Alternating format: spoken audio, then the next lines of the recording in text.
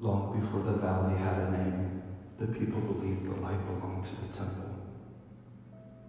It stood on the highest hill, carved from black stone, that seemed to swallow the sun during the day and release nothing at night. Inside, it burned a fire that never died. The elders said the flame had been given to them from heaven, so the people built their lives around it. When someone fell sick, they were carried up the hill. When a farmer feared losing his harvest, he brought grain. When guilt sat heavy on a man's heart, he laid coins beside the altar and bowed his head before the fire. The guardians of the temple watched the gates and recorded every offering. They said the flame must be honored. They said the flame protected the valley, and so the people gave lambs, bread, silver.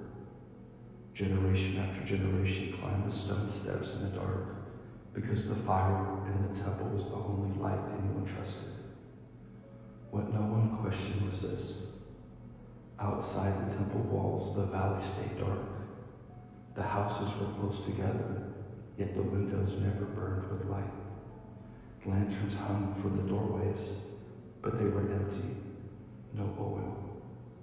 The people had been taught the fire was sacred, and sacred things were not meant to live in ordinary homes. Then, one winter evening, a stranger came into the valley. No one saw where he came from. Some said the mountain pass, some said the forest, some said West Maple Street. Others swore he had simply appeared there when they looked up from their work. He never went to the temple. Instead, he walked the narrow roads between the houses.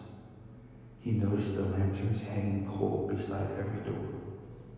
He noticed the people moving carefully through the dark. Finally, he asked a question that made the villagers laugh. Why does no one light their lanterns? They pointed to the hill, because the fire belongs to the temple. The stranger followed their eyes to the distant glow above the valley. Then he knelt beside the road and picked up 2 stones.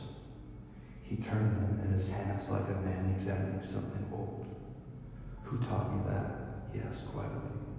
The villagers shrugged. No one remembers. The stranger struck the stones together. Nothing happened. He struck them again. Still nothing. A few people smiled politely and began to walk away. Then the third